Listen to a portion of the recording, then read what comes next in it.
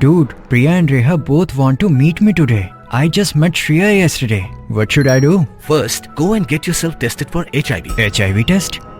You have multiple casual relationships and unsafe sexual practices. So it is important to get tested for HIV. You are scaring me, bro.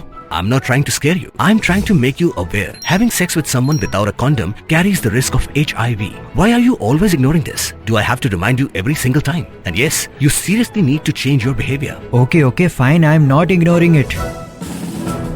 Sorry, Priya. Sorry, Reha. Today I am giving time to the HIV test, not to you guys. If your habits are like Rahul, HIV test is important for you.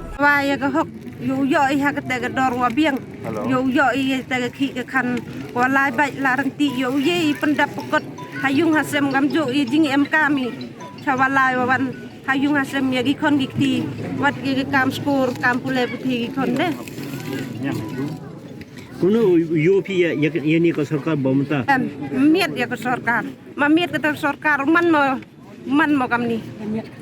Ma miet kam ni tem dia nang kam ni. Hap suk hap san nang hap em te ka suk ka san ke khi te. Kai ka ko Dan sarkar bayar rangi. Wapo kan ni jing dia jing ya khi hadok kan ni. kai ko Jing yur ai nong.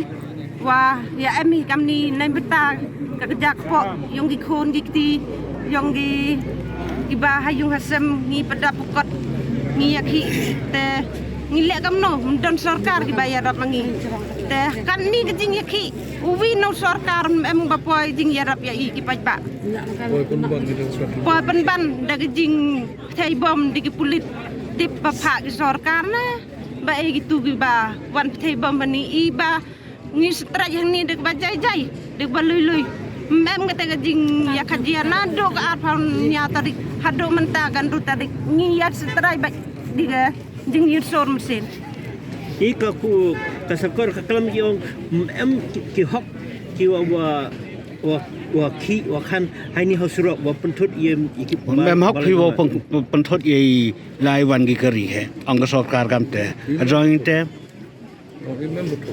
i betul di laliang yang ga MC tu dai i sentra ido kat i kari company wa i kari kit lingkar kam jo kari kit kendo belat kam trip kam yu ka khar la ka snong tu ber ka snong